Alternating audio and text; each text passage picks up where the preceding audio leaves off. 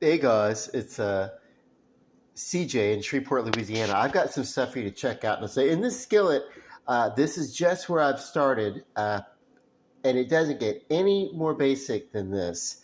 Uh, there's going to be something that I'm going to do where I'm going to actually I wanted a very basic flavor because what I'm going to do is I'm going to make some biscuits that I'm going to eat with this meal. But this is nothing but pounded out pork cutlet that I had dipped in a flour. And then I put in the skillet, browned on both sides, and then I have poured just some water into the drippings of this pan, and it's kind of made its own gravy. It would have made its own broth, but because it was like breaded and actually partially breaded, because as you do this, the breading will kind of flake away. Now there was a little bit of oil in the bottom of the pan, uh, but it wasn't flavored and it wasn't buttered. And so let's give some let me turn this and let the smoke dissipate from the skillet so we can see what's going on in here. So it doesn't really matter to me that some of this is flaked off because I wanted a very rustic appeal. These were rustically cut chops anyway. I got them from a farmer's market. I've had them in the freezer. I've just been waiting. Uh, Nothing but it's literally just enough as a little bit of olive oil in the bottom of the pan. No additional seasoning. Flour. You can use a seasoning flour if you want, but that's not going to be true to what I wanted to create. In the bottom of this pan is called a roux brun, which is it's a French term, obviously. Uh, roux, R-O-U-X, brun, B as in boy, R-U-N. Uh, and basically, what that means is a roux that is made with pan drippings rather than with butter.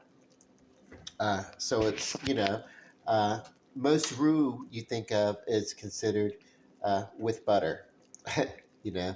And if not, you can make it with fat. But what you want to do is you want to take some of this and you want to like turn it over, get a little additional. And then if you see it kind of peeling away like that, let's kind of just fold it back up if you can.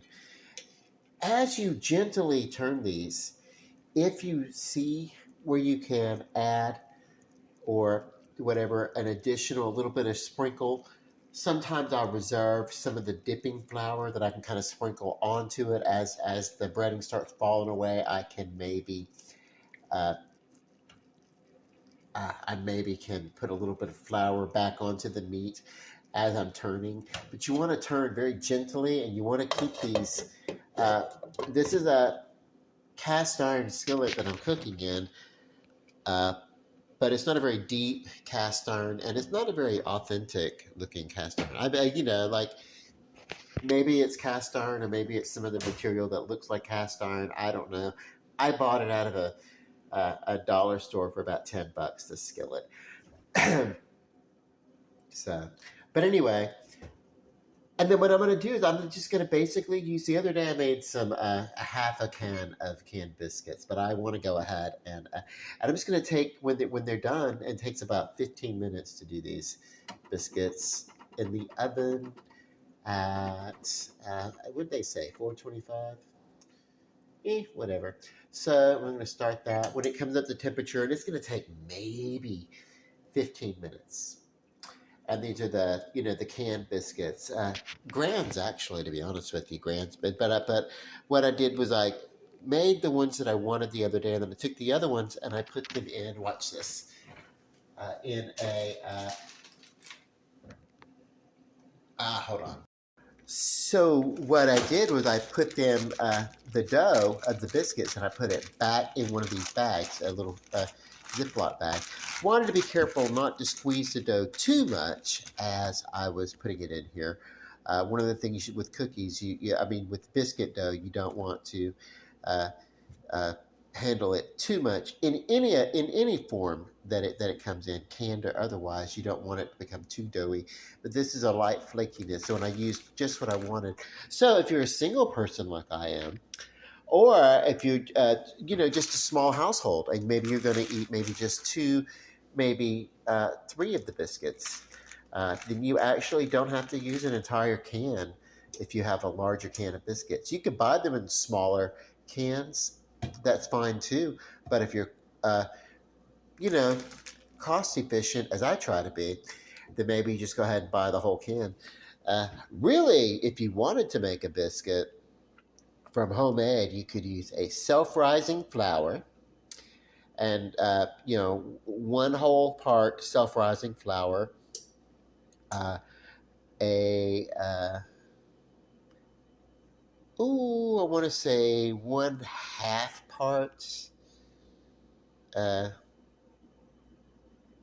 liquid, preferably milk, and a 1/4 part oil, butter, or fat, bacon grease, something like that. That's your ratio, 1 to 1/2 to 1/4. And you can add a pinch of pepper to that. If you're using non-self-rising flour, then per cup, so that's all-purpose flour, I should say. Then per cup of the all-purpose flour, you will add 1 1/4, I should say, tablespoon of baking powder, and no more than a teaspoon of salt, but probably a 1/2 teaspoon would be fine with that, you know, of the salt. And you actually can do without the salt if you have to.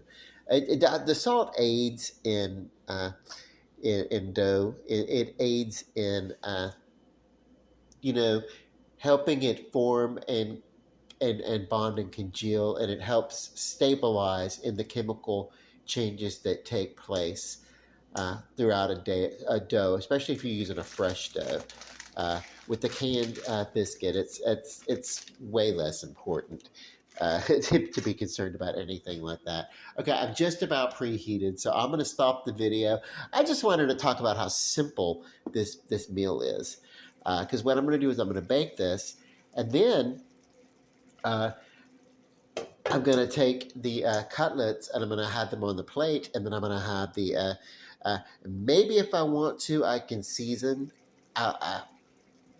you know, dependent upon, but I'm dieting, and so 2 of the biscuits I can have tonight. And the reason why, the reason why is because a serving size here is 1 biscuit, and total carbohydrate in 1 biscuit is 26 grams.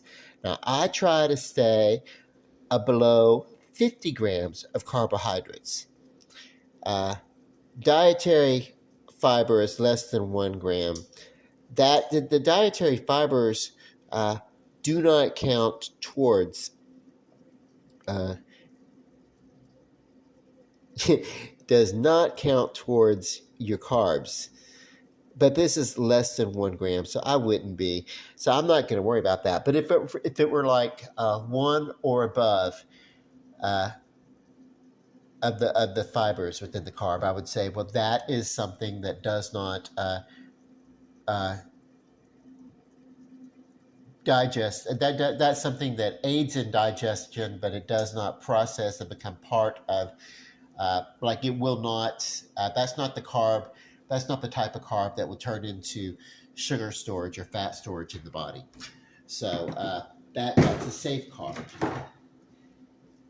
That's not what we think of when we think of as net carbs. But all the sugars and all the other types of things are. So it depends upon, there are certain carbs that are not considered net carbs, and you want to make a deductions or allowances for that as you're counting carbs, because you do need some of those fiber carbs for healthy digestion. Anyway, my plan is to stay 50 grams or lower. So if I eat 2 of the biscuits, I will have exceeded by 2 grams. And then whatever, there's such a small trace amount in this flour. So I just had to do some quick figuring because I want to consider this. I do have flour on here, but the only flour that's in the pan, in the bottom of the pan, is what has fallen off of the these cutlets. And there was only, what I did was what I do my basic shake and bake thing. I have like one of these bags, and I put, I want to maybe say I put maybe a fourth of a cup worth of flour in the bottom of that, and shook them all at once, and so they got coated pretty much all at once. And go ahead and turn this off. And then I'm looking, and from what I understand, I think I've got roughly net carbs per cup of flour, 76. So yeah, there are left in here to be used, to be had. There are 3 biscuits. So if I used 1 biscuit, this is how I have to think about this now, per meal, per day, 1 biscuit today with the flour. I will, with one of these cutlets, or actually I can eat as much of the cutlets as I want. I probably could use all this because if only 26, and then roughly for this whole pot here, there's probably about, say, let me do, my mind works. And then I want to estimate and use Common Core math, but if I don't, just get it down to as close as possible, I'm not going to be okay. Say,